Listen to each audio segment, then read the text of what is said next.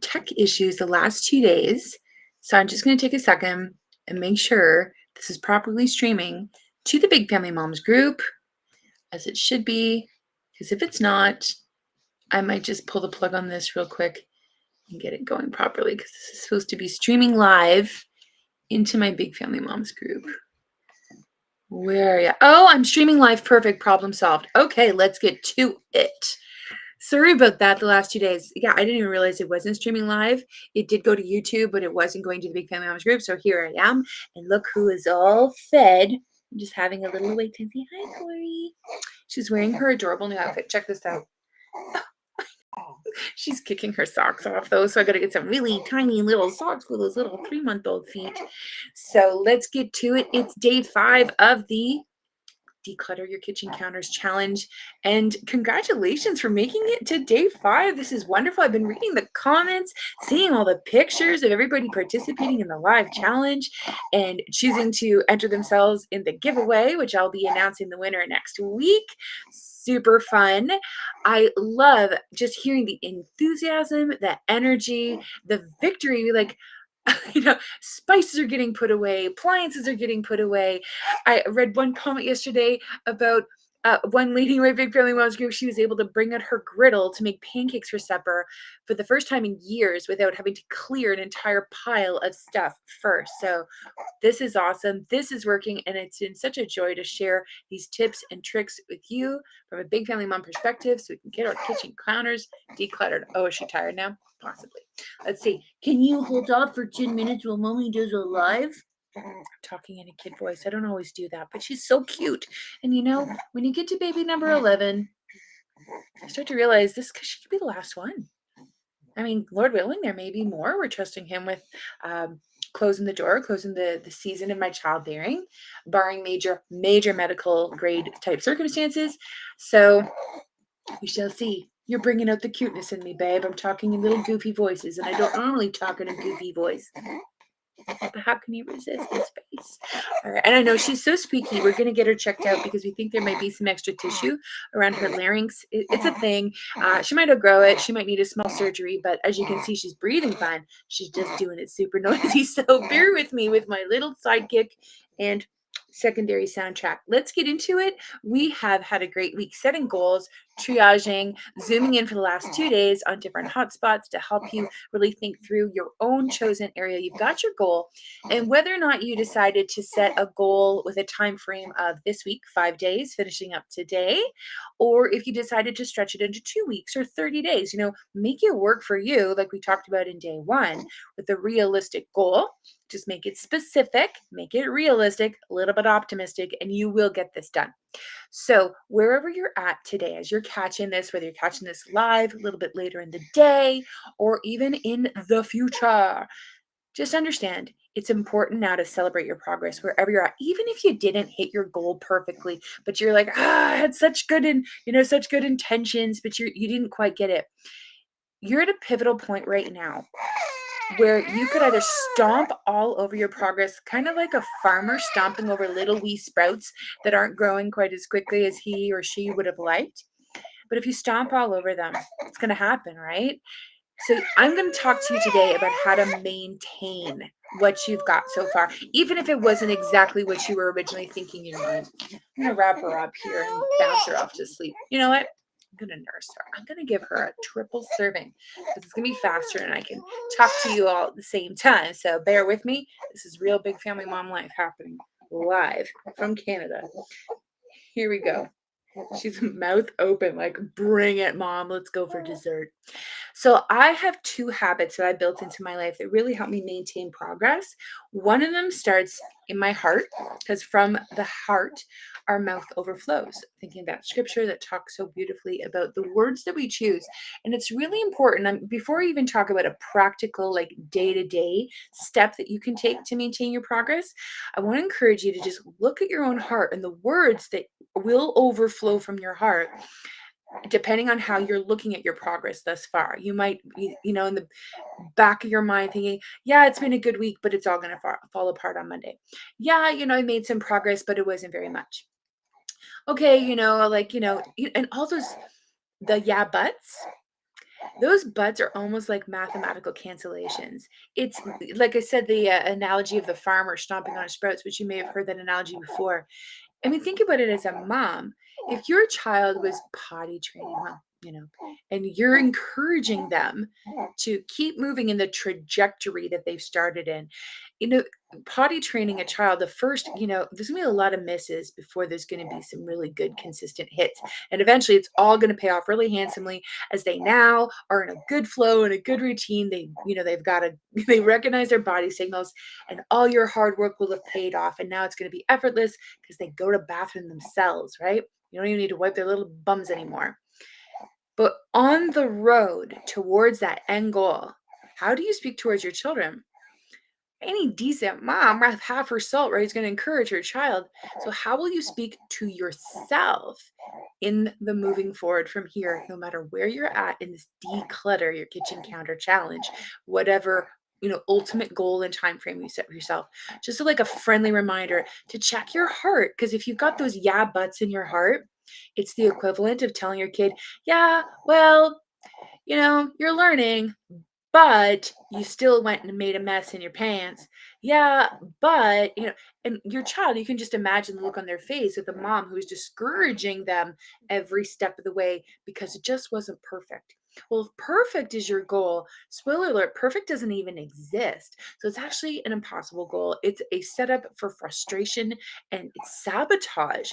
So set a realistic goal. You've got your time frame and celebrate the progress that you made so far by actually saying, like you would to a little child who's toilet training, or to your own best friend if she was sharing this with you, you'd say, great job so far, like high five, right? Even if you're just giving yourself a high five, encourage yourself, build a habit in your heart of celebrating your progress. You're being realistic, but neither are you canceling it all out by just erasing the progress you've made and the trajectory that you're on. So, with that in mind, here's the second tip to maintain decluttered counters. Second habit would be in your home. The first one's in your heart, second one's in your home. So, second one in your home is almost building what I call like rituals. It's kind of a weird word, but bear with me. What I mean by that is just habits, really. Like, you brush your teeth. Does anyone have to tell you to brush your teeth anymore? You remember to like put on your own clothes in the morning. You don't really need to be told these routines that you've established for your own hygiene, your own care, make your bed, whatever it is. It's just a routine. It becomes effortless because it's now on autopilot. You just do it automatically. You've got a time of the day. Nobody needs to tell you. You're not even setting reminders in your phone anymore, using the toothbrushing as an example.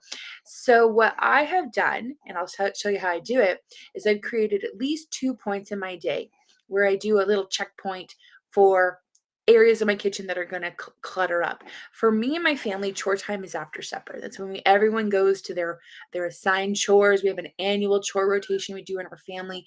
And if you want to learn more about that, I've got it all laid out. I share the whole way we do chores in my big family in the guide section of my Big Family Moms group. So after supper, everybody has an assigned chore. And for the really littles that are like 3 and under, dad and I just divide and conquer. So he does the after supper with the littles. And then one of my oldest daughters, that's actually her chore after supper, is to take her 2 little sisters upstairs and just get them in their pajamas and keep them safe until we trade off. So I have about a half an hour window where I actually only have baby Corey with me. So that's the time of the day when my 15-year-old son now is doing the dishes. So I will do just a little quick kind of main level, just a little walkthrough, do a little bit of pickups the kids miss because they're not always perfectly tidying up. So I do it to my standard. And that's when I'm going to put away those small appliances. Like if we crock pot dinner, it's winter, we're finishing winter. So I'll put the crock pot away unless I'm looking ahead to tomorrow and I'm like, we're literally having another crock pot meal tomorrow. Makes sense to leave it out on the counter. But this is the time of day. It's my habit. It's my little toothbrushing and flossing time, where I just do a little toothbrush and floss at the main floor. The second time, the little ritual, the little habit that I've made that's become autopilot for me is right before my husband and I go to bed, circa about 10 o'clock at night. And you probably already do this naturally anyway. You're like, lock the doors, I don't know, check the thermostat, run the dishwasher. That's when we run the dishwasher once a day, get the last couple of dishes out of the sink, get as much as I can in the dishwasher. And that's the time of the day when I do one last little check that I prefer to wake up to a tidy kitchen and just start the day fresh rather than waking up to a mess. That's just for me psychologically helps me start the day with like just, I'm already sitting up a little taller, right? Like just psychologically really helps me not to feel like, ugh, first thing in the morning when I start the day. Because the kitchen for me, like many big family stay-at-home moms, is a hub, a center of activity. Our homeschooling happens in there. All the meals happen in there. Right? It's the center of our home in many respects. So I put the last dishes in the dishwasher, make sure I've got I might have a couple things in the sink, but not like a big pile of dishes is really gonna like, oh my gosh, first thing in the morning, hello, pile of dishes. I wipe off the counters one last time just in case somebody missed something, but they're usually pretty tidy because I've got a 15-year-old doing the dishes. I do that 6 o'clock little perimeter check, little couple of things. And then that way it just doesn't pile up. The last thing I do before bed, yeah, turn on the dishwasher, empty sink, wipe the counters, boom, done, off I go to bed. And a thought here I haven't done yet, but I'm thinking of testing it out. So I'm going to share with you. This is something that might help you because I haven't personally done this, but I could do it because I have an annual chore list rotation. I'm thinking I actually could assign that perimeter check to an age appropriate child. I'll be like, this is actually your chore for the year. I'm going to train you. It's good life skill training for them to be mindful and become aware. And with some coaching from me, I could just test it out and see if they could actually take over what I call the perimeter check of the main level of the floor. And they could just go around and actually be the do the eagle eye and actually just check and see. So if you have a drop zone that you haven't really fully merged out of a drop zone, people are still used to that. That's actually just their habit. And you've just this week started to create places for things to go. So the drop zone eventually, it's almost like weaning them off the drop zone. Once your family has places to put things, then they could either immediately put them there or they can just be directed if they oops forgot and plopped, the crafts or whatever down. But you could have an age appropriate child actually be in charge of decluttering the little daily drop off zone, or just be aware people have a tendency to leave things here. Just like in my house, people have a tendency sometimes to leave their boots knocked all over the place, like bowling alley or something in our mudroom. So I've assigned my 5-year-old to have boots as her chore this year. And she goes in every night after supper, all feeling responsible and like one of the big kids, and just straightens out the boots in case they got knocked over or by the dog or whatever. So you could actually make this a chore. So it's not you carrying all the weight, and you can make that into a habit, a routine, a ritual, call it what you will, a chore in your own home. But you don't have to be the only one to do it, depending on the age of your children, obviously. So make a system and have a routine and a heart attitude that's going to support you in it.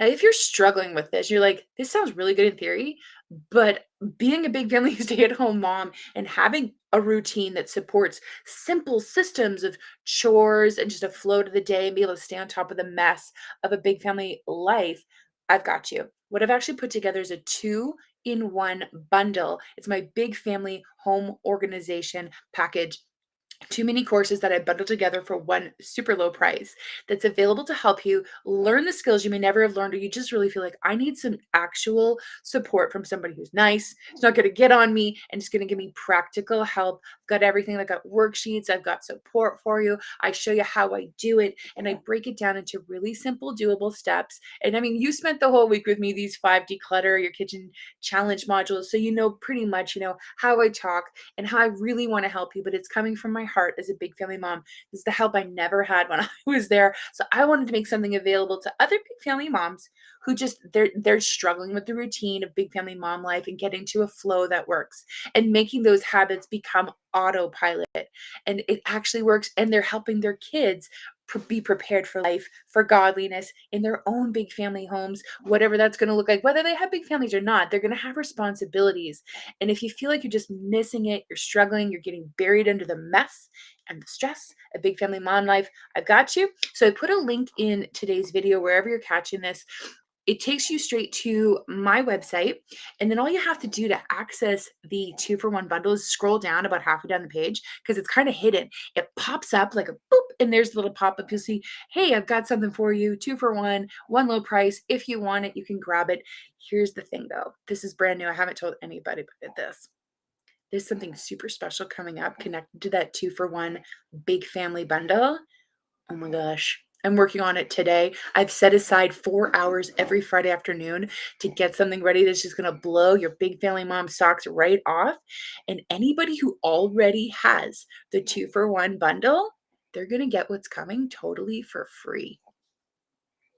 I said it. I didn't know if I was going to say it, but I'm saying it anyway. I have something so big coming because I've been paying attention, keeping my fingers on the pulse to find out what our big family mom's struggling with. And I feel I want to tell you, but I'm like keeping the surprise too.